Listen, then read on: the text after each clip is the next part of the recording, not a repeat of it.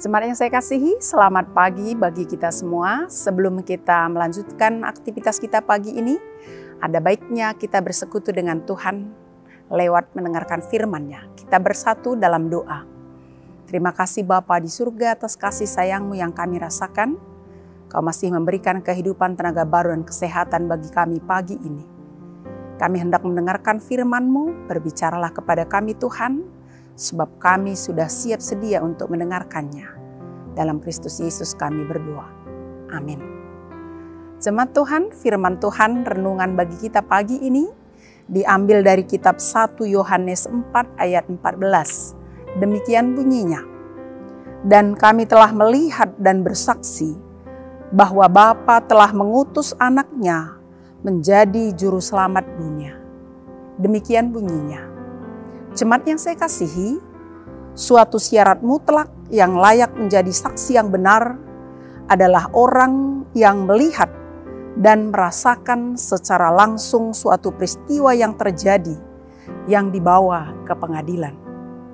Demikian juga halnya yang layak menjadi saksi Kristus Juru Selamat dunia adalah mereka yang sudah melihat, mendengar pengajaran Yesus Kristus dan merasakan kasih mukjizat yang dilakukan Yesus Kristus serta percaya kepadanya. Seperti Yohanes, salah seorang dari murid Tuhan Yesus Kristus. Yohanes sudah melihat secara langsung dan mengenalnya dengan jelas apa yang diajarkannya, merasakan kasih-Nya dan mukjizat yang dilakukan oleh Tuhan Yesus, serta kerelaannya mau mati di kayu salib dan bangkit pada hari yang ketiga untuk menebus dosa manusia. Karena itu Yohanes pun terus berani bersaksi bahwa Yesus Kristus adalah juru selamat dunia. Dalam Yohanes 3 ayat 16 dikatakan, karena begitu besar kasih Allah akan dunia ini, sehingga Ia telah mengaruniakan anaknya yang tunggal, supaya setiap orang yang percaya kepadanya tidak binasa, melainkan beroleh hidup yang kekal. Kasih Allah Bapa kepada manusia yang berdosa sempurna di dalam anaknya Tuhan Yesus Kristus. Jadi siapa yang mau mengikut Dia, mendengar firman-Nya dan percaya kepadanya, akan memperoleh kehidupan yang kekal, dan siapa yang tidak percaya akan binasa.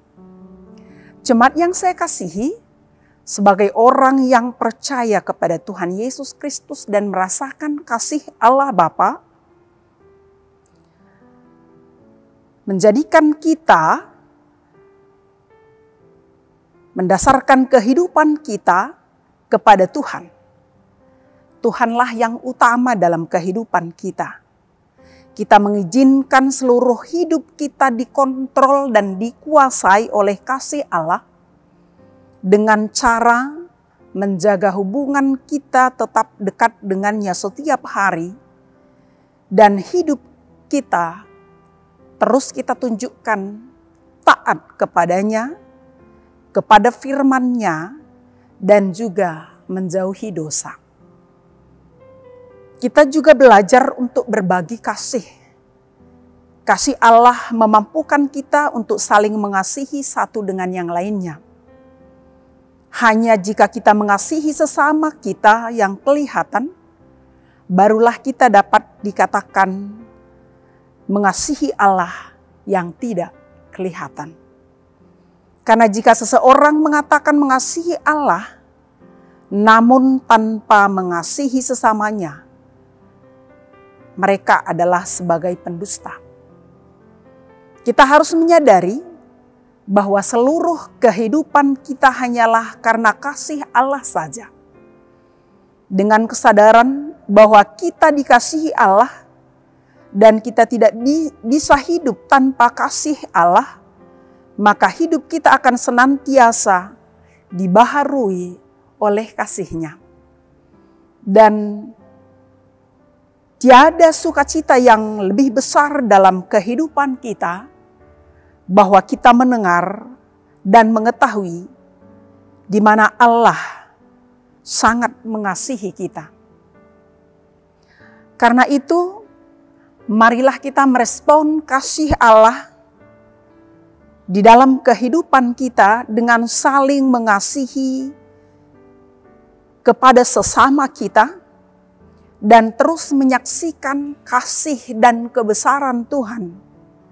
Sehingga semakin banyak orang mau percaya kepada Tuhan Yesus Kristus sebagai Tuhan dan Juru Selamat mereka.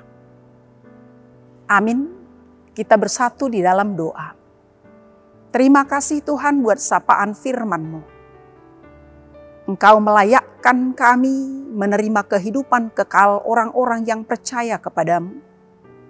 Dan Engkau juga memakai kami sebagai saksi Kristus di tengah-tengah dunia ini.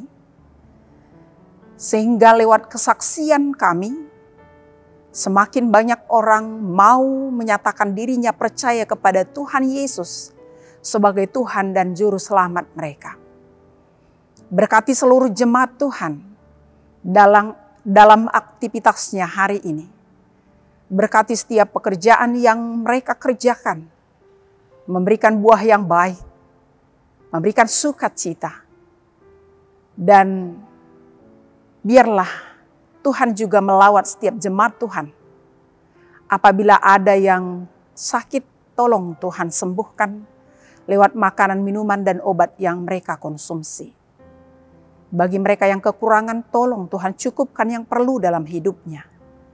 Bagi mereka yang berusaha mencari-cari pekerjaan, berikan pekerjaan yang layak mereka kerjakan.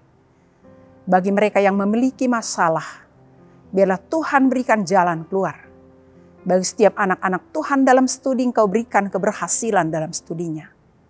Bagi setiap anak Tuhan yang mencari jodoh, berikan jodoh yang sepadan, yang seiman dengan kami.